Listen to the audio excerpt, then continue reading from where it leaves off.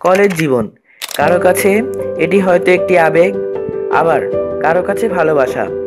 SSC পরীক্ষা দেওয়ার পর যখন ঢাকা কলেজের মতো কিংবদন্তি কলেজে পড়ার সুযোগ পেয়েছিলাম, তখন আমার আনন্দ দেখার মতো ছিল।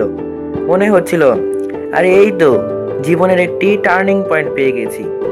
অবশ্য কষ্টও হচ্ছিল, কারণ 11 বছর যেই স্কুলে পড়েছি সেই স্কুলের বন্ধু বান্ধব, পরিচিত জনদের ছেড়ে নতুন এবং অপরিচিত জায়গায় যেতে হবে। তখন বারংবার কিছু প্রশ্ন মাথায় ঘুরপাক খাচ্ছিল। আমি কি পারবো সকলের মাঝে নিজেকে তুলে ধরতে? আমি কি স্কুল জীবনের মতো বন্ধুদের আর ফিরে পাবো? এসব কথা ভাবতে ভাবতে প্রথম যেদিন ক্লাসে গেলাম, তখন পরিচয় হলো আসিফের সাথে। ছেলেটা অত্যন্ত মেধাবী এবং ব্যবসায় শিক্ষা বিভাগের মধ্যে সর্বোচ্চ নাম্বারধারী ছাত্র ছিল। দ্বিতীয়তে পরিচয় হলো অর্পণের সাথে।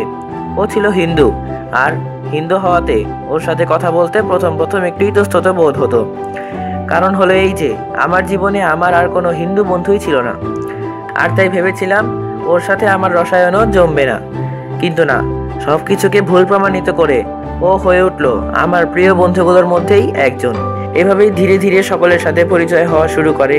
আস্তে আস্তে ঢাকা কলেজের মর্যাদা সম্পর্কে আমি জানতে থাকি, এবং যা আমাকে খুবই আনন্দ দিত।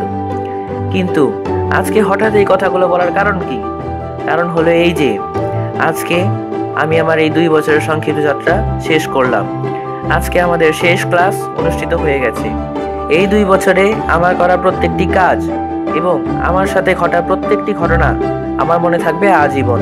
পাশাপাশি আমার খুব কাছের বন্ধুদের কথাও আমার খুব বেশি মনে পড়বে।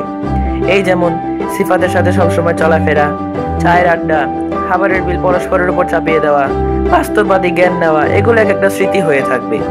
তারপর তানভীরের সাথে মেয়ে নিয়ে আলাপ, নাহিদের সাথে প্রেমে ব্যর্থতার কাহিনী জানা এবং আমারটাও জানানো, ফাহিমকে বড় ভাইয়ের মর্যাদা দেওয়া এবং ঢাকা বিশ্ববিদ্যালয়ে চান্স পাওয়ার জন্য টিপস নেওয়া, জাহিদকে মেয়েলি বলে রাগানো, আকাশ এবং মাহিনের সাথে উল্টাপাল্টা কথা বলা, অমিনকে প্লে বয় বলে রাগানো, সিয়ামের সাথে প্রথম কলেজ বাঙ্ক এবং ইউনুসকে গাইনি ক্যাডার বলে রাগানো, এগুলো তো একটা ইতিহাস হয়ে থাকবে।